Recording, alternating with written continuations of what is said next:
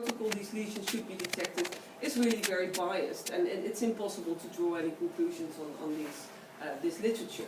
So besides that, already said as well, the potential radical resection I will discuss in a minute.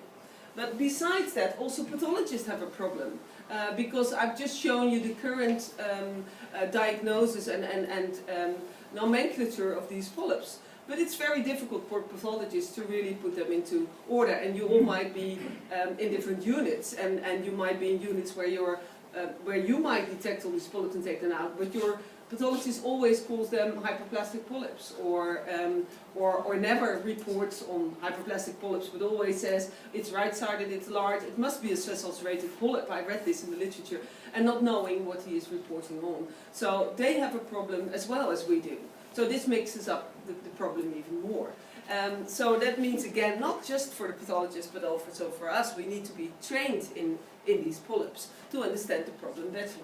So why all of this? Well, you all are aware of the literature of the colonoscopy that does prevent left colorectal cancer quite well, but not as well the right-sided cancers. And this was just one of the papers, and there's a lot of methodological discussions we could have, but this has not just been one paper. There have been several since this one, debating the not perfect accomplishment of colonoscopy in prevention of right-sided cancer.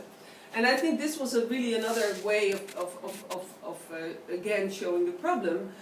This is the National Polyp Study from the US, being updated recently, already 2 years ago now, in the New England Journal, showing that patients that had at least one colonoscopy with polypectomy of an adenoma had a reduced incidence of colorectal cancer as to the population that did not. However, as you can see, there's still, it's not zero, so colonoscopy isn't perfect. And this could be either due because the colonoscopy wasn't perfect, or because patients didn't show up always for surveillance, so there's still a debate on that. But this again highlights that we don't do perfect yet, and we can do better. So how about the interval colorectal cancers? There's a lot of debate. What's the etiology? And then again, is there a role for these serrated polyps and this serrated neoplasia pathway? So the practical points we should discuss, I think, is the optimal detection, which lesions to detect and resect, and discuss the radical polypectomy techniques.